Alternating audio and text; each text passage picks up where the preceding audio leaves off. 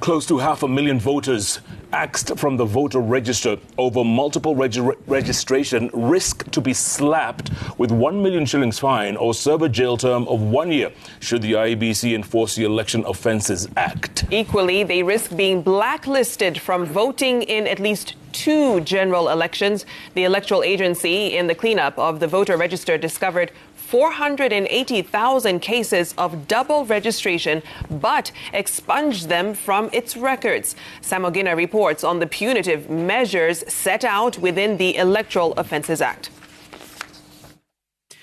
Should the Electoral Commission crack the whip and effect the Electoral Offences Act, some 480,000 Kenyans whose names appeared more than once in the voters' register could be facing punitive measures.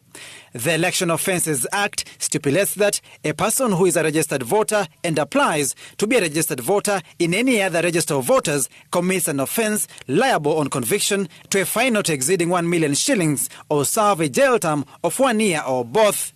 Equally, those found culpable of multiple registration risk being banned from voting in that election or in the next election.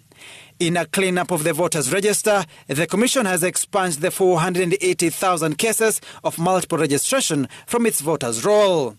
With 36 days to the hotly contested polls, anyone found guilty of voting for their candidate more than once will face similar stiffer penalties.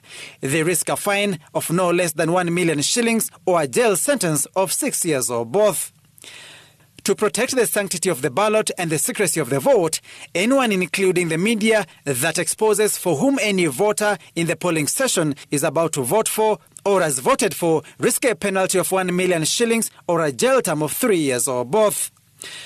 To cure voter treatment and inducement, the Election Offences Act stipulates that anyone found guilty of directly or indirectly offering a bribe to influence a voter to vote or refrain from voting for a particular candidate or political party will be liable to a fine of 2 million shillings or a jail term of 6 years or both.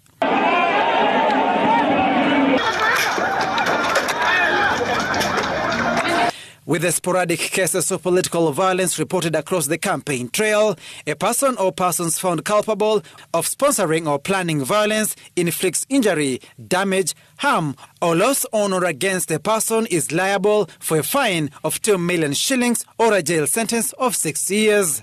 Samogina, Citizen TV, Nairobi.